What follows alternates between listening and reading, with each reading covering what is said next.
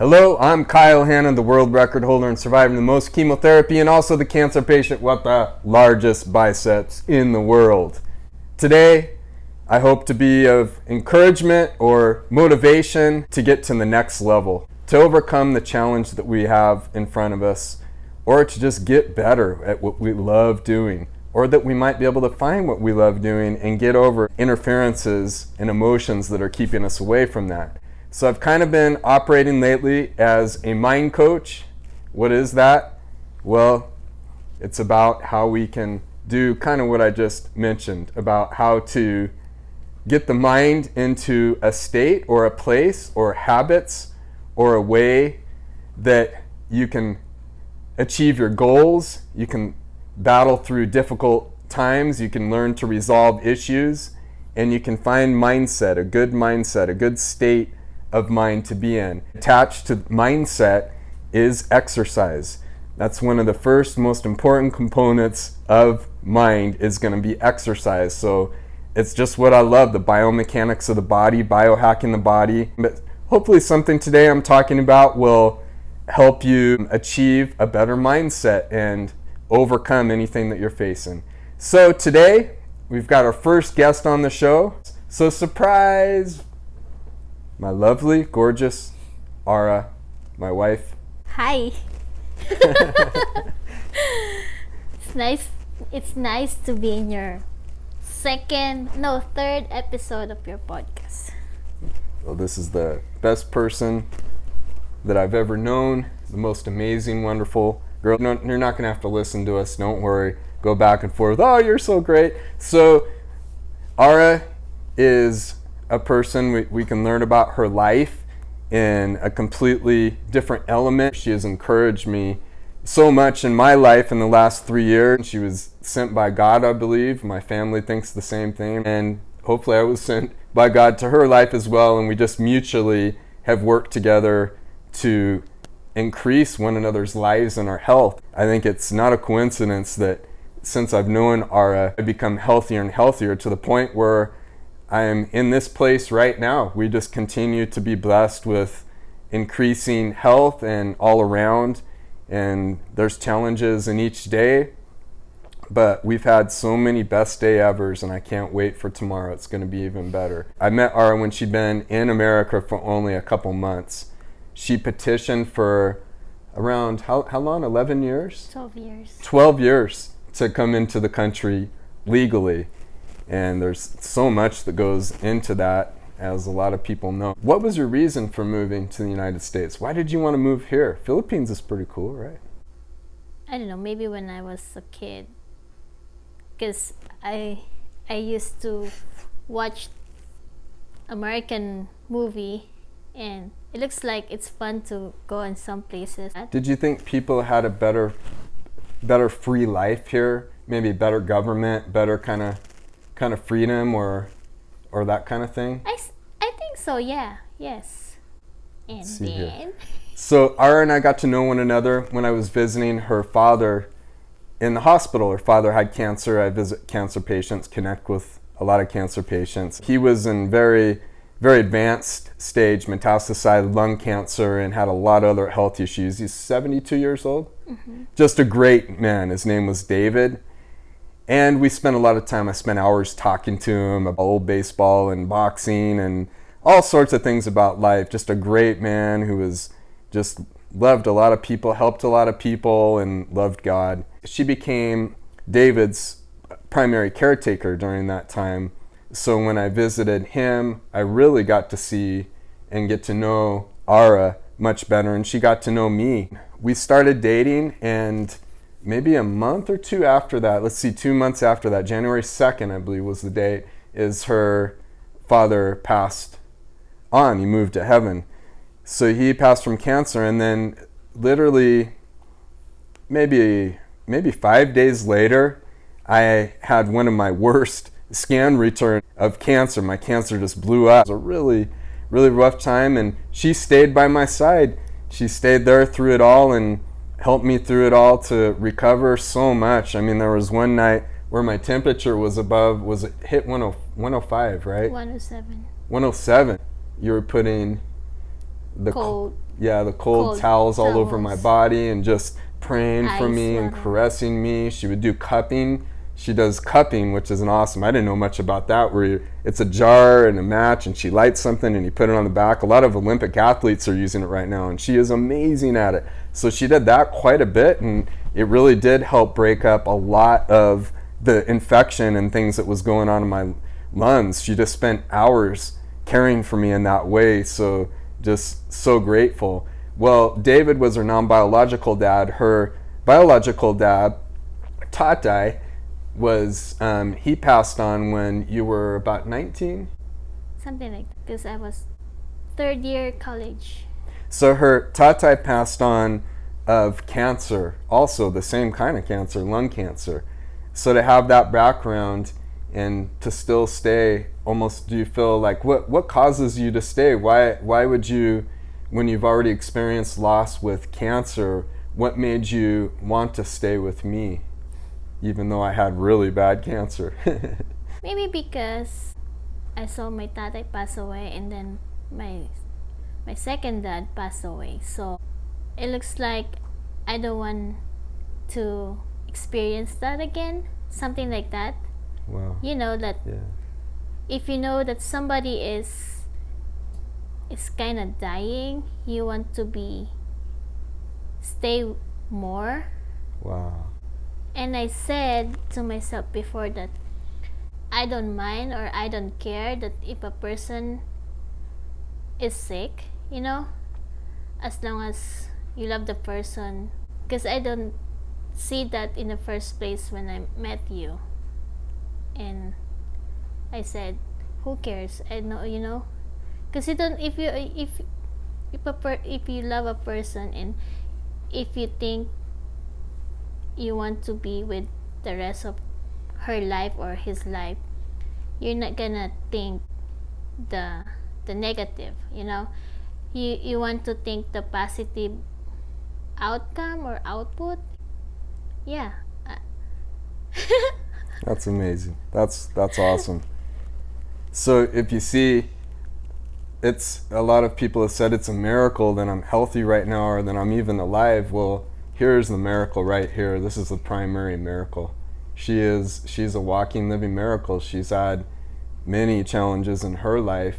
When you have more challenges and you have more struggle, and you have a goal still, and you stick on that goal, it just makes it so much sweeter when great things happen. That's why when we have great days and great times, we really try to celebrate hard. We go heavy with lots of love and excitement.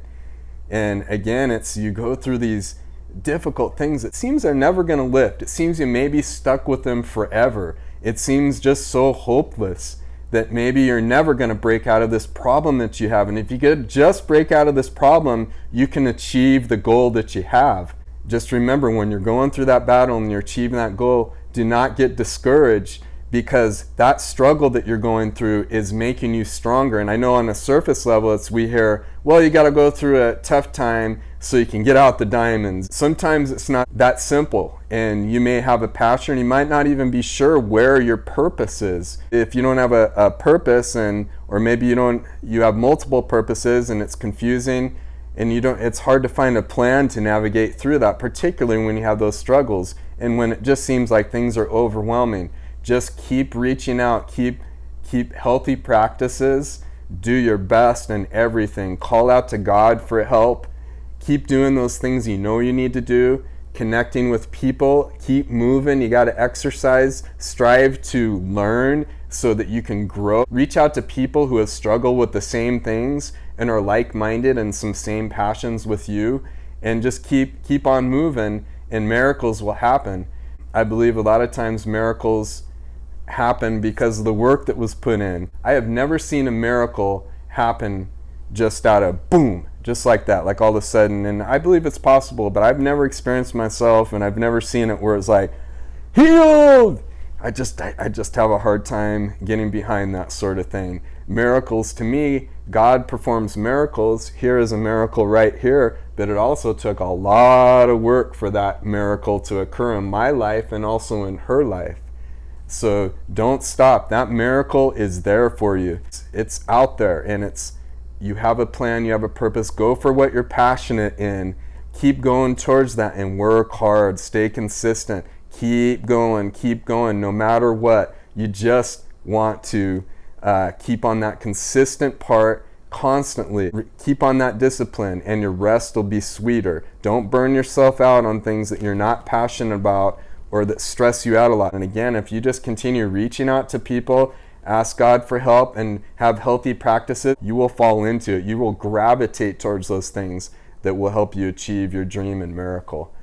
Describe one of the most difficult things or challenges that you experienced in your life. I was 9 years old when my mom went to Hong Kong, and then my younger sister was 3 years old. So you essentially became mom to your 3-year-old sister at 9 years old. Yeah. For me, it's tough that you don't have a mom. You know, when you're growing up, you don't have a mom, like the one who understands you, not like a father. You know, I don't know everything. You know, you're still a kid, and you need somebody to take care of you. I just need to be strong and seeking God to help me. And how can I go through with it? You know, like I need to be strong for my sister, and I think I did my best. You know, I raised my sister. I mean, she was 15 years old that time that she came here. So my stepdad, David, is so proud of me that I raised Rachel a good person, you know. But in my thought, is it good to me? You know what I mean? Because I've been like mom and a father, mom and a dad to my sister. Such a young age. When I was 9 years old. So when I was 6 years old before, I know how to cook. I know how to do dishes. I know how to wash my clothes. You know, we don't have washing machine like in here. Like a typical hand wash. Everything is there. It's a small house, and it's close to the river, you know. And one day there's a typhoon came, just the two of us of my sister, and then I woke up in the middle of the night, like 3 o'clock in the morning, and then I touched my sister, and then I was like, wait, why the bed is wet? And I don't know, I thought that she just, you know. And then when I woke up, our bed is floating, and I was like, wow, what happened in here? All our stuff are in a flood. And then somebody's knocking on the door that, hey, are you guys there? Are you guys okay? And I was like, hey, just me and my sister. And then they came, but the water is flowing through the door. It's because the water is going to the river, so the water is flowing so fast. And then I said, where are we gonna go? Because it's dark, you know. There's no electricity. They cut the electricity, because if they don't, they're gonna you know. And then I was like, I said, in Jesus' name, what are we gonna do? And then the other neighbor, they went to the roof so that they can, you know, just to save yourself. So we climb in the roof, and then there's a small tarpaulin that you can cover yourself because the rain is heavy. And then I was like, I told to my sister, like, hey, we need to pray to stop the rain, because it's like half a meter it goes to the roof, the water. So you guys battled that all night long, right? Yes. And then, you know what, God is good. It's because after the rain stopped, and then we woke up because we fall asleep while we're praying, and I was like, maybe God hear us, you know. Yeah. and then we woke up, and then they said, hey, the flood is gone. And then we came down to see the house, and our house is mess. The fridge is floating, and the TV, all our clothes are wet, all the stuffs are wet. The only thing we had is what we're wearing that night. So what happened when everything finally dried off after a couple days, and then you guys had to work to get the electricity back on? What happened to your stuff then? Oh, that's the funniest thing. You know what? So we took all our stuff outside the house, and then we drained it. When we dried it in the sun, it's because when we woke up, the sunshine is coming, you know. And then we tried to clean, and then we put our fridge in outside the house, and then dry our clothes, wash our clothes, and then later on the TV. After 2 days, 3 days, all the appliances, boom, it worked. Amazing.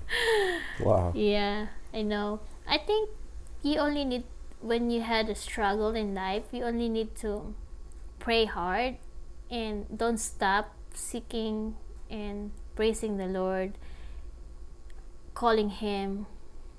You know, it's not like you pray today and then after an hour you get an answer. No, you need to be patient. I think you need to be faithful. You need to be patient. Yeah, I think it's an incredibly inspiring story to anybody facing a challenge, and your message is so powerful that, for example, you guys were in the house and you had an emergency situation and you had to do your very best to work hard and just keep working it. How could you get to a better place? You kept rising up. You rose up. You just kept climbing. You climbed to the roof. And then you came to the point where you did everything you did. You had to come to terms with that. You lost everything. Everything was taken. And here was death that was trying to swallow you up. And during that time, you consistently kept reaching out to God. God, I know you, help us, please help us.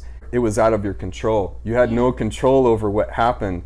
All you could do at that point was be still. And what you did there, instead of just totally melting down, is that you called on God, and you had your faith in God was so strong that you knew how real He was in that time. You felt how real He was, right, in that time of going through difficulty.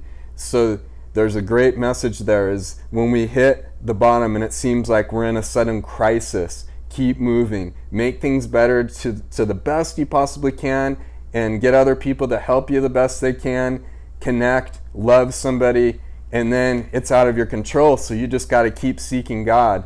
And God delivers every time. He delivered for you in a miracle there. That's incredible. How close is it? I just think about how many things could have happened there, not to mention infection that happens when you have floods. And it's just incredible. Philippines is an awesome place with, you guys got to live by the beach. We've really had a dream sort of that we would, in the future, buy a little house on the beach in the Philippines and spend some time there. It just amazes me. There's so many islands there, right? And so much undeveloped land, just hundreds. I don't know how many islands Philippines must have. Thousands, huh? 7,000. 7,000? Oh my gosh. I don't know. That's a world record. So you played basketball in the Philippines. That's Philippines' #1 sport, correct? Mm-hmm. You played when you were in high school, and you played varsity high school basketball. They call it college there after a certain point, but it would be the equivalent of being varsity basketball. And what other sport did you play? I play billiards. I play badminton, basketball, volleyball. Volleyball, that's right. I forgot about that. So she bowling. played. You guys had a lot of sports. My school didn't have that many sports. Jeez. You guys actually had team bowling that competed against other schools? Yes. Wow, that's awesome. And Jeez. if there's a sports fest, I always join. That's so cool. And that, it amazes me, and it's so inspiring that even though you had to take care of Gracia at home as you grew up, that you still went to school, right? And you worked really hard and were one of the best students. Is that correct? Yep. That's amazing. Do you think that because you had to learn how to work so hard and constantly wake up early to help take care of the chores and get your sister, get Gracial to school, and even help your dad out with a lot of things, and other family members, that you were helping everybody, that made you become a better student because you were moving? So, it's kind of like the philosophy is, if you keep yourself in motion, it just gets easier to move and to stay disciplined. Not that that was easy by any means, but maybe there's a blessing in there that it helped you to become this incredible person as you grew up, that tirelessly just can put herself all into something, and she'll be so consistent and giving so much love to people. But so you'd wake up at 5:30 in the morning, prepare breakfast for everybody, get Gracial into school or wherever she was going. From that point on, you would get ready for work, and then you would walk about a half an hour to catch basically a bus, which would take another half an hour to get to work. So a typical day for you, you may finish work, you may work a 10-hour shift. Yes. With a lunch, and then you would turn around and do the same thing, take the bus for a half an hour and then walk for a half an hour to get back home, which didn't leave you a lot of time. So then you would get home and basically do chores and make dinner and then go to bed and do it again. And in the Philippines, did you work 6 days a week? Yes. Most people work 6 days a week? Only one day off. I see, yeah. So they generally take one day off. And I know it was hard for you sometimes, and I love to hear in the Philippines how the neighbors know each other and they create a support network. And I think it's so easy these days with our social media that we're connecting with people further away, which that's nice, but we're not connecting with the people who are local to us. And one thing that I hear her say a lot is how much her neighbors and helped one another out. So if she was short 1 month or 1 week or whatever for her pay, then she would borrow. You could just go to a neighbor and say, hey, can I borrow a cup of rice? And they would always give it to you, right? No matter what. And the same if somebody came to you in the neighborhood and you knew them, hey, we're really hungry, we had this happen, can you, or, supplies, and people would really help one another out. And I wish that we would see more of that. Give and take, Give and take, yeah. And during that time, did you ever feel that you were just worn out by everything and you just wanted to quit, or you just wanted to leave? Everybody does that, but if you're a quitter, how can you provide for your living? You just need to strive to be more. Yeah, sometimes it's hard to work in a 10-hour shift 6 days a week, and you have only one day off, and your day off, you just do your dishes, doing the dishes, cleaning the house, washing your clothes. So it looks like you don't have a rest, Would you say that working consistently and continuing to show up and to continue just to show up and keep going forward, even when you felt like quitting, would you say that made it more difficult to quit them because you got stronger and more in the habit of not giving up? Yep, that's true. And and if you think to quit on your job, what else are you gonna do after that? You can find another job that it's kind of just sit your ass in there doing nothing. No, you can find a job right now like sitting and doing nothing, So if something did happen where you lost your job or a difficult time came, what would you say then, that you definitely don't want to sit? You want to keep moving, something, helping somebody. Yes. And it sounds like in your life, I really admire that you always hustled. Even when you were working that difficult job, you told me on your days off or in between, you would hustle and make food for people and sell it. You would make the mango popsicles, right? That are, yes, we call that ice candy. Ice candy. I've had, man, those are good. They called in here popsicles, something like that.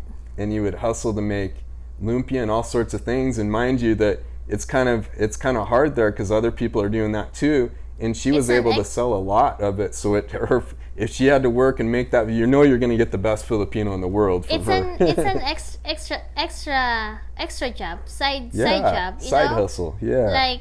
Like why not? Why not selling food from your Yeah. coworker if it's your own You're so dish, right. you know, Yes. and it gives you extra money to pay your extra bills.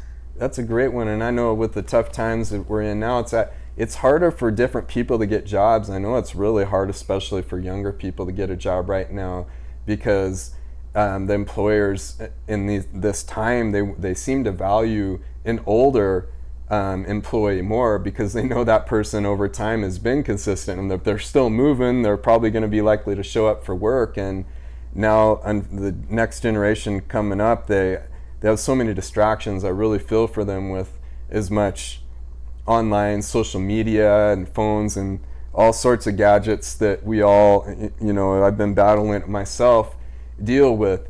So I hear something from you is, when you're in that time, there's always something you can do. If you have a stove at home, for example, you had a way to cook something, well then you have a service that you can provide. You can go figure out a way to make even maybe one thing, and go out and figure out a way to say, hey, trial and error, to say, hey, would you like to buy this? And you learn what works and what doesn't, and just continue to reach out. It's so important to have that network, right, of people that you can rely on. And for me, for my experience, it's fun to do it. It's fun to sell some stuff that you like to do. You know, good. like cooking. Like Love it. I sell hot dog sandwich, hamburger sandwich to my coworker, That's good. and I think there's nothing wrong with that. I mean, you're just thinking to get more extra penny, you know, Yeah. and to help you more to get extra money. Nice. So you were And- passionate. You love to cook. You're very passionate about cooking. So why not make that thing that you're going to do in the meantime, or on the side, the hustle that you're going to keep yourself moving? Because that movement, it's not making you worse if you're doing something you like to do. So why not find something that you're passionate about? Let's find something we're passionate about during these difficult times, and use that. Maybe use that to make a little money on the side. Maybe nothing will come out of it except for a great connection, or learning, even teaching something. I think about right now is that if you like to exercise, or you're like me, I'm just so immersed into the MMA jiu-jitsu. I just love it so much, and I've been able to be around it now and be healthy. It's been such a blessing. Maybe in there's a way where, hey, you're learning jiu-jitsu. There's so many kids out there right now that are stuck at home and can't exercise. Maybe offer some private, safe, COVID-safe sort of classes for kids who are just brand new to everything. Or maybe go in and you could coach somebody to exercise, or whatever it is. But I do have a little concern the times we're in, that there is an abundance of jobs because people are able to take unemployment now. When that is cut off, there's going to be less jobs. So I really think I encourage everybody out there, let's keep moving together. I'm trying to make myself move together towards something I'm passionate with, and I'd like to do that along with you. And the thread of Ara, she's been so motivating to hear about her life. She's encouraged me. Early in my battle, I decided to take a couple words out of my vocabulary that I would never, I just made a vow or whatever, and I believe I've kept to it, is fear and boredom. I will never be bored, and I'll never have fear. Maybe that boredom comes at me, or that fear comes at me, but I'm not going to take it. I'm going to get it the heck out of here and work on solutions to find, so that I never have those issues, and I can take those words out of my vocabulary. So what do you like best about jiu-jitsu? Well, the live rolling, and learn to more from the coach. And would you say that when you're rolling jiu-jitsu, you get so immersed in it, it's like playing chess, it's like playing an awesome game, and connecting with somebody and rolling with them and working out and flowing in this artistic flow of hard work and art all at the same time? Doesn't it seem like time goes by so fast? Yeah, it Until is. you get into a tough position, like you can't catch your breath, or you're about to be submitted, then it's like you're looking at the clock like, oh, time's going by slow right now. It's a really cool thing to be experiencing. Mm-hmm. You're so strong in relationships and have been so successful in your life overall in your learning and your knowledge and wisdom in that area. What advice would you give to couples out there? Maybe first you need to pray. There's a saying that prays together stays together. And then second, have a good communication to each other, being patient to each other, and respect, and the rest are follow, you know. Awesome. I like that respect, the mutual respect, and we try to work on how we say things to one another. So maybe we all go through phases we might feel a little grumpy or whatever, and to be able to say something in a nice tone, or I've learned from myself, even if I'm feeling a little grumpy and she expresses, hey, you seem a little grumpy, then I try to immediately say something nice to her. And I notice that always helps me feel better, is that if I'm giving love to somebody else, no matter what, it is going to increase our feelings a little bit more. And what about to the person who, in these times we're in, is feeling isolated and really wants a relationship but just can't get out of that isolated, maybe fearful state or find somebody? Maybe go outside, go in the park, walk or jog, or maybe sit in the tree that you feel comfortable, and then just pray and maybe read the Bible. Well, if you're not a Bible reader, look at the verse that can help you to, if you're an anxiety person, you know.